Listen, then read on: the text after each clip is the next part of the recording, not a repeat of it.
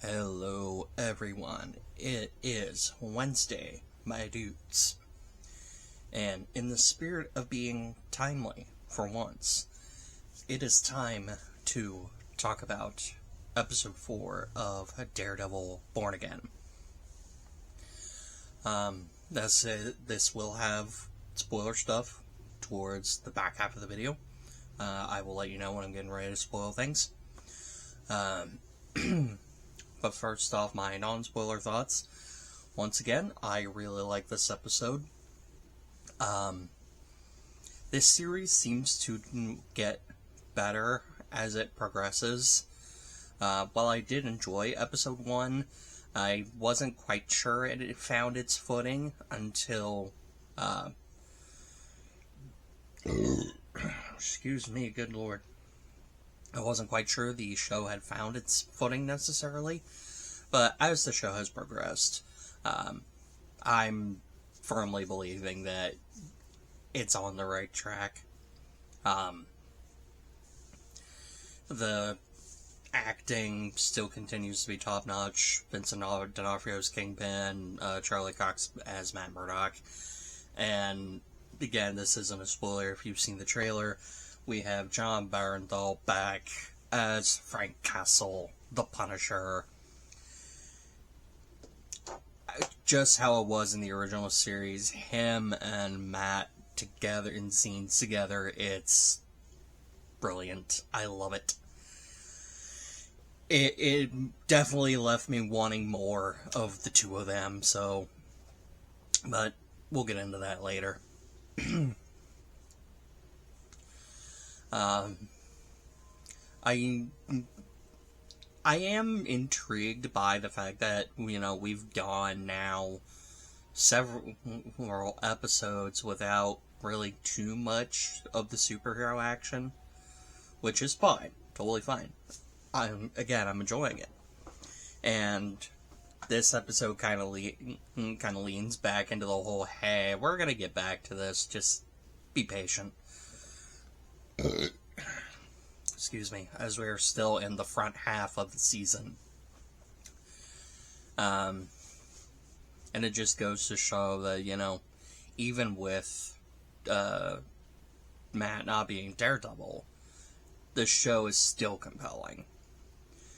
The episode picks up after 3 and dealing with some of the fallout of what happened at the end of last episode, and that is where, what leads us to Matt's conversation with Frank.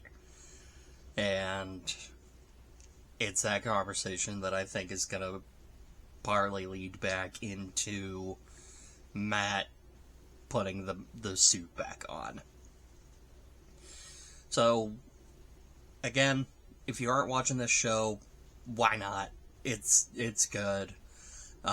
Jury will still be out until the end of this season to decide whether or not it's as good as the Netflix series.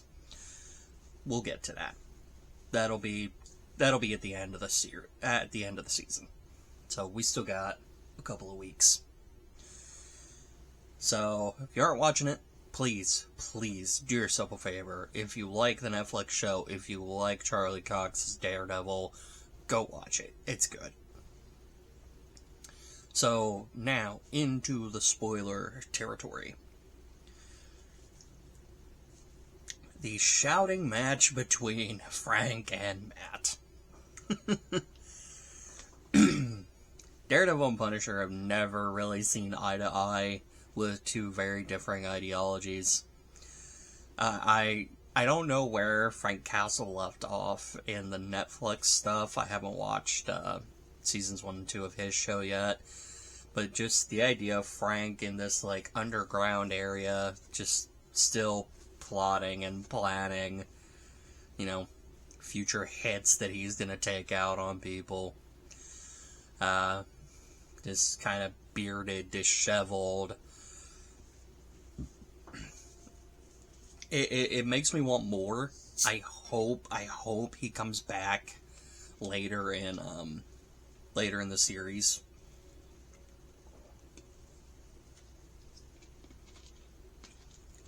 I know we have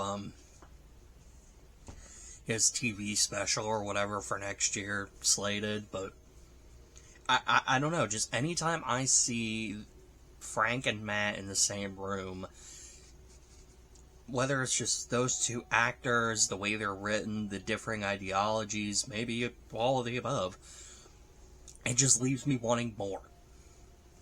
And, you know, Punisher basically calling out Matt for, you know, holding back, for, you know, just kind of holding this guilt that he wasn't able to save Foggy, which we all know he feels guilty about that, but also kind of accusing him that he feels guilty that he didn't kill Bullseye, and that he's there to basically get permission from Punisher to, you know, unleash the darkness that Kingpin and Frank both seem to think is in Matt. That's kind of a territory that we went down in the 3rd season of the Netflix show. I'm a little iffy on coming back to it, but, you know, if they do it a bit differently, last time it was, you know, is he gonna cross that line in order to protect his friends? This time it might be, you know, is he gonna cross that line because, you know, people he's loved have died because of, you know, these people. So, who knows? We'll see how they handle that storyline if they decide to retread these familiar grounds. But I do believe that Matt's interaction with Frank is what is ultimately going to lead him back to being Daredevil, as we see at the end of the episode. You know, he has that little hidden area with the different Daredevil helmets, and he's up on the roof practicing again. And speaking of the end of the episode, we know Wilson Fisk is still, no matter how much he tries to convince Vanessa, and even himself, I think, that he's a changed man, he's still his usual self. And I'm just gonna say this, I knew he had the guy that Vanessa cheated on him with somewhere. I knew he had him locked up. Or dead. But he probably wishes he was dead.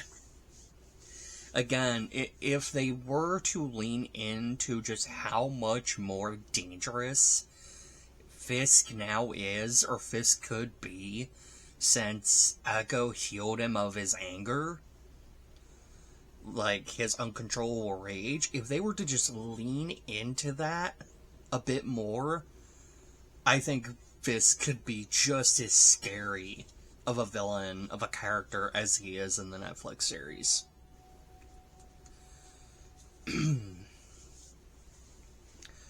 And the last thing that I want to touch on, spoiler-wise, we got our first look at Muse, the psychotic serial killer who creates art using his victim's blood. And we get a look at how he does that in this episode. So I imagine the emergence of Muse's victims and Frank's conversation is how we're going to get Daredevil back in the show. Like, Matt in the Daredevil suit. Next week's a double feature week, so it'll be episodes 5 and 6. And then I think it's just one a week till the finale? I'm not sure. I'd have to look that up. Anyways, that's pretty much all I got. I am very much looking forward to next week. I want it. I want more. I want it all. I do. This is the thing that I hate most with Disney's, you know, once a week drops. Or even twice a week, once a week drops, sometimes multiple episodes. I wish they'd just give us the whole thing. To an extent, I understand why they don't do that, but at the same time, like, I want it. I want to give it to me. I'd probably binge that whole series in a day. Anyways, that's all I got for this video. I will see you guys next week with my review of episode 7 and 6. Until then, may the Lord bless you all, and if that's not your thing, have a good day.